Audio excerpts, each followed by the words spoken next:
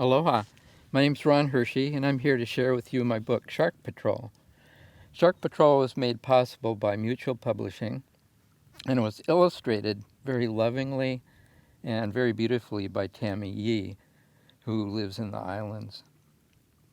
Shark Patrol is a book of adventure, and in the book you'll see all of these sharks that are illustrated right when you open the front cover. But when you see them in the book, they're out in the ocean. And they're in the ocean where our main characters, Kai and Lehua, brother and sisters who live over in Kalaheo and on Kauai, get to go on an adventure on the SS Scoutabout, named for their dog Scout, who also gets to go along. And they take this adventure with their Auntie Jan, who's a biologist, and Captain Mike. Captain Mike is a commercial fisherman in the islands, and I'll let you in on a little secret. In a book to come, Auntie Jan and Captain Mike are going to get married. But anyway, that's a different story. This story takes you all the way from the islands to California as the kids and Auntie Jan and Captain Mike go searching for as many sharks as they can. Kai's notes begin. Sharks swim in the seas in many sizes and shapes. Some have razor-sharp teeth. Others have hardly any teeth at all. Their sleek bodies and the shape of their scales help them slip quickly through the water. Their keen sense of smell, sharp eyesight, and pretty good hearing make them the best of predators. They sometimes even win awards for being good predators. Lehua loves to fish, and at the beginning of the story, they're still in the islands, on the island of Kauai, and she spends lots of her time fishing with friends, and she hopes, though, that she never catches a great white or a whale shark, because for sure they would break her pole, they're so big. Here's a note from fisher girl Lehua. Dear shark friends, we snorkel every morning when we're in Hawaii. It's so fun to see all the butterfly fish, parrotfish, and the little huma-huma, Hawaii's state fish. Sometimes we see white-tip reef sharks. They're about as long as I am tall and mostly friendly, but they do have sharp teeth. Auntie Jan helps them in lots of ways, and on this day, Lehua caught a baby hammerhead shark down by Waimea, and she helped Kai release the little hammerhead after they checked out its rough scales and weird head. She says their nostrils are set far apart just like their eyes. This helps them track down prey, picking up odors from one side then the other. Powerful receptors on the underside of their head make them even better predators. And Kai thinks that their head is shaped, that he says that people think their head is shaped like a hammer, but he thinks that they really look like his mountain bike's handlebars. Most sharks are not dangerous, but some, like tiger sharks, can be for sure. One of Auntie Jan's surfer friends lost an arm to a tiger shark. So none of us swim or surf when signs posted along the beaches warn of shark sightings.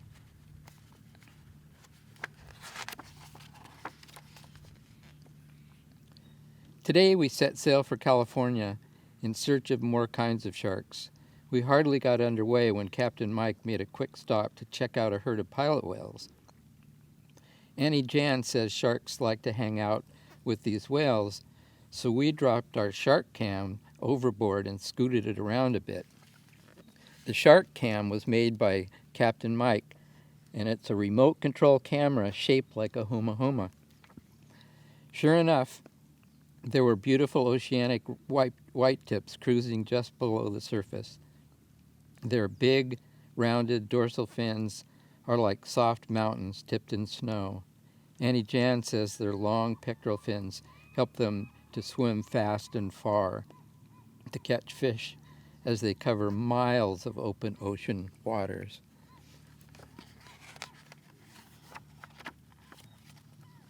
Here's a note from Auntie Jan, biologist Jan.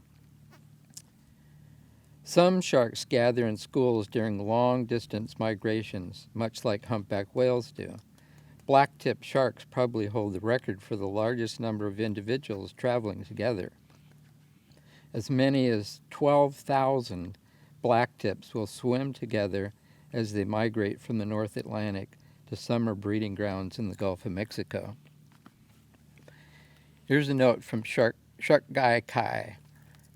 Shark alert. Captain Mike got a text today from Florida. A fisherman friend told him that a blacktip shark attacked a man who was wading in shallow waters. Captain Mike says these Atlantic sharks swim in huge schools, hugging the shore, where they sometimes mistake a person for a meal when the water is murky from big winds and waves. We're far from shore in clear Pacific waters, so we won't be troubled by blacktips when we jump off the Scoutabout for a quick swim. But we hope to see other sharks soon, hopefully the biggest of all, whale sharks. And sure enough, Kai says, I've been hoping for this so much, and there it was, a huge whale shark cruising alongside us in early morning. Our boat, the Scoutabout, is 45 feet long, and the shark was maybe 10 feet shorter. Enormous for a fish. Auntie Jan hopped overboard with the shark cam and took some cool photos alongside its enormous mouth. Then she slipped on top of the shark's back and hitched a ride on the gentle giant. Some sharks are mostly loners, cruising the ocean as they scoop plankton and tiny fish. Whale sharks and basking sharks are two plankton feeders seen near the surface. Megamouth sharks also feed on plankton or other small creatures, but they live at great depths where no one has ever seen them in their natural habitat. They've just been hooked by Hawaiian fishermen and reeled up. Shark Guy Kai. Here we are, far from land, but making headway to California. Nighttime is so amazing with no city lights, but with light sparkling in the sea. Glowing jellyfish swarm by the millions, and we know deeper down are some of the lesser-known sharks.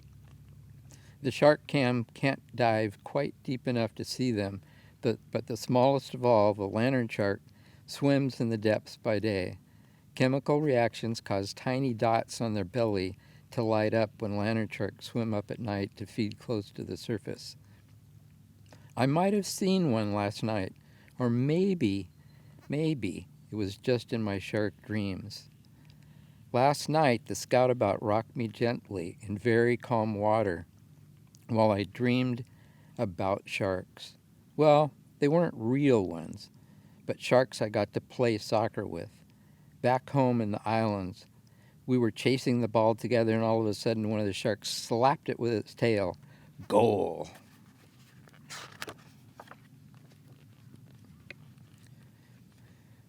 Of course, Lehua got to fish while they were on their journey.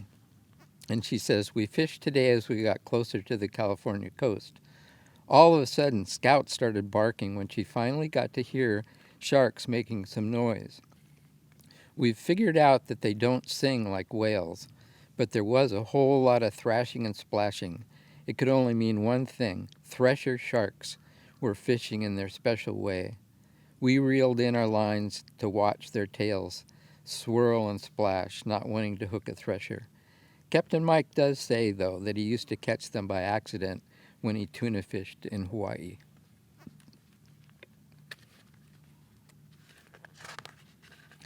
Thresher sharks are easy to identify with their super long tail fin that can be half their body length or 10 feet. They use their long tail to smack small fish, stunning their prey before turning quickly to snatch and swallow their meal. Threshers aren't a threat to humans, Although one person, not too bright, he carelessly grabbed the tip of a thresher's tail. Lehua says, "We all got up early this morning to see the coast of California for the first time.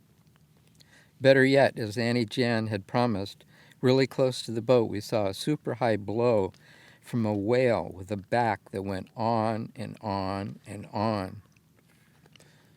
A blue whale, the largest creature to have ever lived on Earth. Blue whales are coming back in good numbers, just like humpbacks. Before the morning was over, we saw 3 of these amazing giants. Blue whales may be the largest creatures to have ever lived, reaching lengths of more than 100 feet, but they're pestered by one of the smallest sharks, one with very sharp teeth. Cookie-cutter sharks rise up from the deep water and attach to blue whales and other marine mammals using their round mouth fitted with razor-sharp teeth. Like a cutter you might use for sugar cookies, the little sharks bite deep and twist off a chunk of whale for a meal. No real harm done to the whale. The cookie cutter then dives deep until ready to feast again." Now in California, Shark Guy Kai has this to say about some troubling things on the mainland coast. Troubling things for sure. Auntie Jan heard from friends that hundreds, maybe thousands of leopard sharks are dying in nearby San Francisco Bay. We sailed past San Francisco and went into Monterey Bay this morning while watching lots of leopard sharks on the shark cam. They look so beautiful and healthy as they swim near the sea otters in forests of iridescent kelp.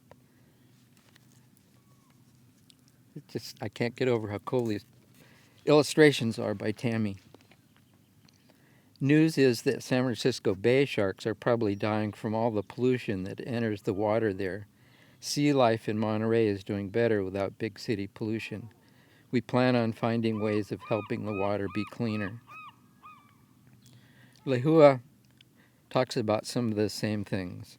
We tied to a dock in Monterey Bay this morning after sailing nearby shores. We added a very cool horn shark to our list of shark species and watched lots of dolphins leaping offshore. Then we had a fun day visiting the aquarium here, the Monterey Bay Aquarium, that is so famous for doing such great shark research. Annie Jan introduced us to lots of her friends from college days, and they all gave us ideas of how to help sharks, like riding our bikes or taking the bus instead of riding a car. From both Kai and Lehua. We saw lots of sharks on our journey, but we know there are way more than 400 different kinds in the world ocean. So our plan is to return to Hawaii, then on to the South Pacific and up to Japan to search for more sharks and other sea life. The 2 of us hope to see all the sharks around the globe and become the best ocean scientists we can be. Aloha, Kai and Lehua, and of course, their dog Scout.